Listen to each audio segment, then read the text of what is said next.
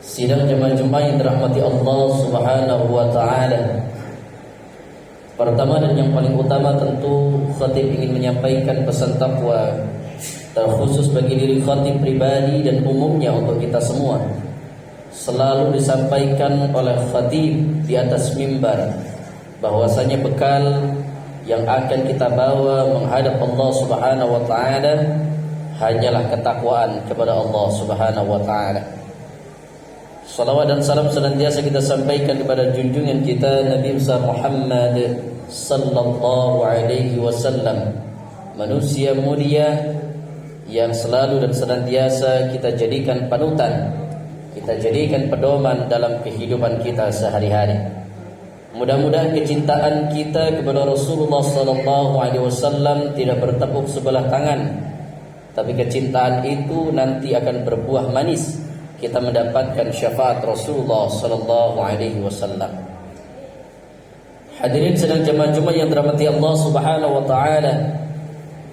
Di atas mimbar khutbah yang singkat ini, khatib ingin menyampaikan pesan takwa daripada Allah dan Rasulnya dengan judul yang sangat singkat, yaitu niat. Dalam melakukan amal saleh atau perbuatan-perbuatan yang di dalamnya mengandung nilai-nilai kebaikan, maka niat menjadi sesuatu yang sangat penting bagi kita. Niat harus betul-betul kita tanamkan dalam hati kita, kita ucapkan dari hati kita untuk apa kita melakukan amalan tersebut. Wa ma umiru illa liya'budullaha mukhlishina lahud-din hunafa.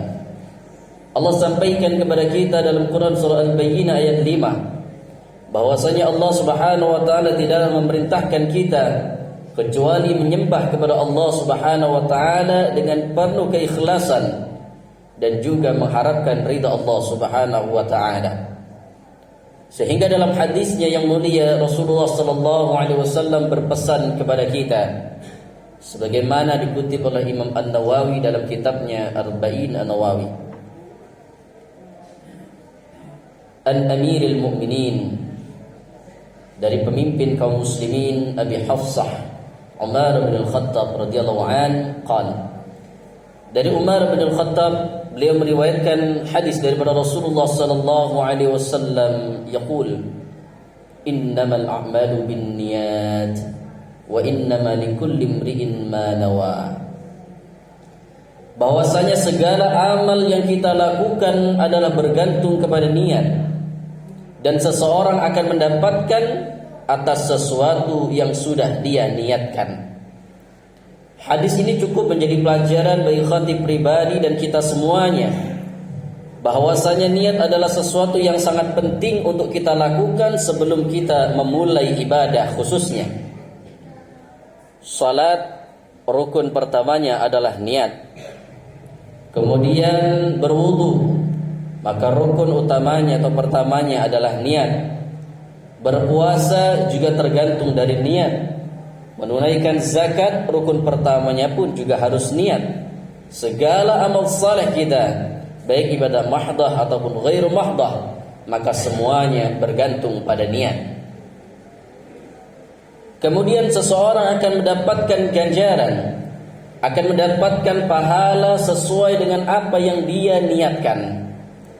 Seorang kepala keluarga yang keluar dari rumahnya pada pagi-pagi hari, dia katakan dalam hatinya, Bismillahirrahmanirrahim, ya Allah, aku berangkat pagi hari ini untuk bekerja, memenuhi kewajibanku kepadamu, yaitu untuk memberikan nafkah kepada keluargaku. Maka setiap lelahnya, di setiap perjalanannya, di setiap tetesan keringatnya, semua akan tercatat sebagai pahala di sisi Allah Subhanahu wa taala.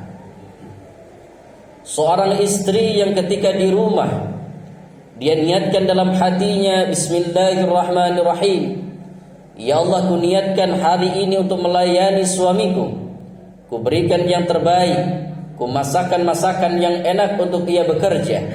Maka setiap lelahnya, setiap letihnya akan bernilai pahala di sisi Allah Subhanahu wa taala. Sehingga ada sebuah qaul yang mengatakan, bahwasanya amalan-amalan dunia yang kita lakukan bisa menjadi catatan amalan akhirat bihusnin niyah, karena baiknya niat kita. Ketika di malam hari kita ingin tidur, kita berdoa, bermohon kepada Allah, kita sampaikan niat kita. Bismillahirrahmanirrahim. Ya Allah, aku niat tidur pada malam hari ini agar esok hari aku bisa beribadah dengan baik, agar aku bisa bangun salat tahajud, agar aku bisa melaksanakan salat subuh berjamaah. Maka sepanjang tidurnya dia dicatat sebagai ibadah. Dan kalaupun dia wafat, maka dia wafat dalam keadaan berniat ibadah kepada Allah Subhanahu wa ta'ala. Ketika kita sedang makan, menikmati rezeki yang Allah berikan kepada kita, lalu pada makan itu kita niatkan, ya Allah, ku makan rezekimu hari ini agar semakin sehat tubuhku, agar semakin semangat aku beribadah. Maka makan yang merupakan amalan dunia dapat bernilai ibadah. Saudaraku kaum muslimin yang dirahmati Allah Subhanahu wa ta'ala, sebaliknya, betapa banyak amalan-amalan akhirat yang sudah kita kerjakan, baik itu salat, membaca Al-Quran, sedekah dan lain sebagainya. Amalan-amalan akhirat yang kita anggap akan bernilai di sisi Allah Subhanahu wa ta'ala, ternyata akan menjadi sia-sia bisu'in niyah, karena buruknya niat kita. Katakanlah kita melaksanakan salat berjamaah dengan tujuan bukan karena Allah Subhanahu wa ta'ala, sudah terniat dalam hati salat berjamaah agar dilihat oleh tetangga, agar dilihat oleh kerabat, agar dilihat oleh manusia, maka walaupun salat berjamaah adalah amalan akhirat, tapi bisa jadi tidak bernilai apa-apa di sisi Allah Subhanahu wa ta'ala. Maka pelajaran pertama daripada hadis ini adalah niat menjadi penentu sah dan tidaknya amal ibadah kita. Hadirin sidang jamaah Jumat yang dirahmati Allah Subhanahu wa ta'ala, yang kedua, niat menjadi syarat atau menjadi arah kepada siapa amalan itu dilakukan. Ketika seorang datang ke masjid untuk melaksanakan salat, lalu dia berniat kepada Allah Subhanahu wa ta'ala bahwasanya salat itu murni untuk beribadah kepada Allah, maka salatnya akan bernilai pahala di sisi Allah Subhanahu wa ta'ala. Sebagaimana khatib sampaikan di awal, segala amalan yang kita lakukan ketika kita niatkan menjadi ibadah kepada Allah, maka tercatat sebagai ibadah di sisi Allah Subhanahu wa ta'ala. Ketika menjadi DKM masjid, lalu diniatkan dalam hatinya, ya Allahku, diriku abdikan untuk mengurus masjidmu lillahi ta'ala tanpa harapan apapun. Aku mengurus masjid, ingin masuk di antara golongan yang kau firmankan dalam ayatmu, innama ya'muru masajidallah man amana billah. Aku beriman kepadamu ya Allah. Engkau katakan dalam Al-Quran, sesungguhnya orang-orang yang tergerak hatinya, yang ada keinginan dalam dirinya untuk memakmurkan masjid-masjid Allah Subhanahu wa ta'ala, adalah mereka yang di dalam hatinya ada keimanan kepada Allah. Ya Allah, berlandaskan ayat ini, aku rela menjadi DKM walaupun tanpa gaji. Maka setiap letihnya, setiap capeknya, setiap pikiran yang dia keluarkan untuk memakmurkan masjid Allah akan tercatat sebagai pahala di sisi Allah Subhanahu wa ta'ala. Adapun ketika dia wafat dalam keadaan sedang menjadi DKM, lalu dia niatkan itu untuk Allah, maka insya Allah wafatnya dalam keadaan husnul khatimah. Sebagai seorang jamaah di dalam masjid, juga kita niatkan untuk memakmurkan masjid-masjid Allah Subhanahu wa ta'ala. Kita bantu dengan sesuatu yang kita mampu. Ada di antara kita yang Allah beri kelebihan berupa ilmu, maka sampaikan ilmu itu dan jangan ditutup-tutupi. Jujur dengan ilmu, sampaikan sesuai dengan apa yang dikatakan Rasulullah SAW. Ada di antara kita yang ternyata diberi kelebihan oleh Allah dengan berupa harta, maka bantu masjid Allah dengan sedikit harta yang kita miliki. ternyata ada di antara kita yang diberikan oleh Allah Subhanahu wa taala kemampuan berupa tenaga, maka sedekahkan tenaga kita, wakafkan tenaga kita untuk membantu pembangunan masjid Allah Subhanahu wa taala. Dengan demikian, tidak ada alasan bagi kita untuk tidak berpartisipasi dalam memakmurkan masjid Allah. Kita bisa melakukan dan meniatkan sesuatu yang mampu untuk kita kerjakan.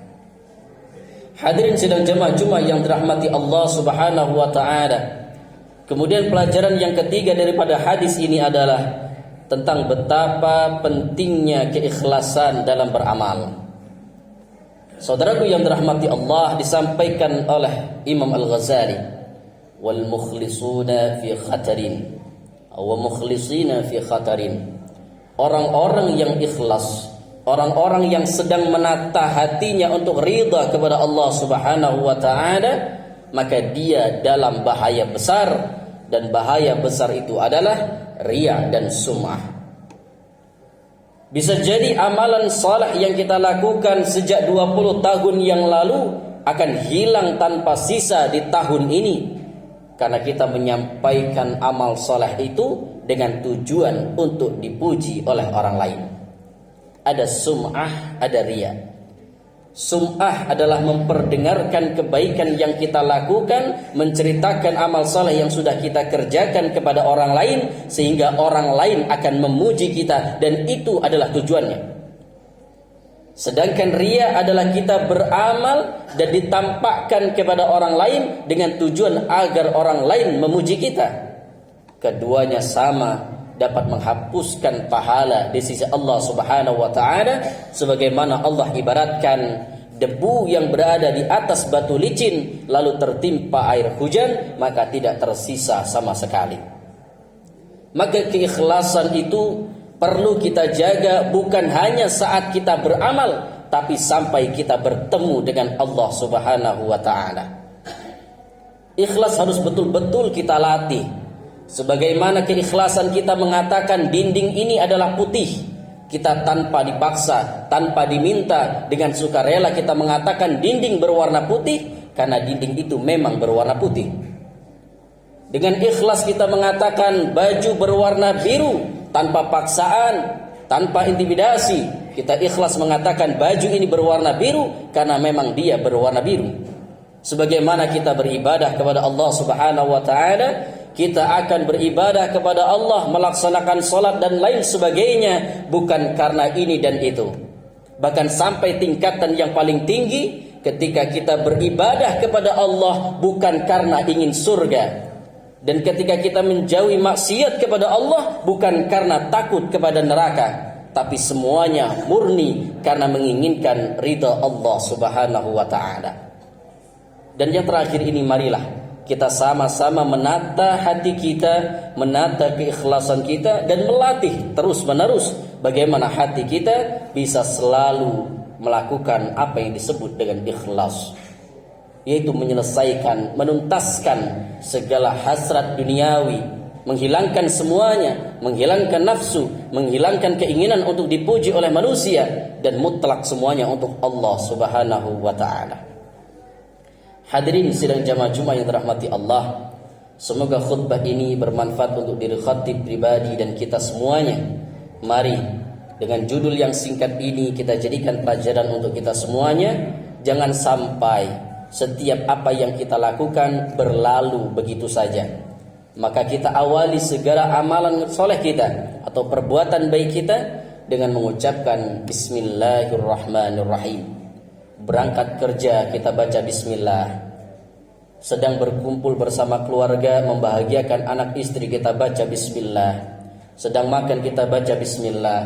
Sedang berpergian kita baca bismillah. Kita silaturahmi baca bismillah. Seluruh ibadah, seluruh amalan yang kita lakukan yang di dalamnya mengandung nilai kebaikan, kita awali dengan Bismillahirrahmanirrahim. Artinya kita menginginkan amal itu tertuju hanya kepada Allah Subhanahu wa taala. Sebagaimana sabda Nabi sallallahu alaihi wasallam, kullu amrin dzibalin. Setiap amal yang di dalamnya mengandung nilai-nilai kebaikan, la yabda'u bi bismillah, tapi tidak dimulai dengan bismillahirrahmanirrahim, maka amalan itu akan terputus keberkahannya dan bisa terputus pahalanya. Hadirin saudara jemaah yang dirahmati Allah, aqulu qawli hadza wa astaghfirullah li wa lakum wa lisairil muslimina wal muslimat innallaha ghafurur rahim.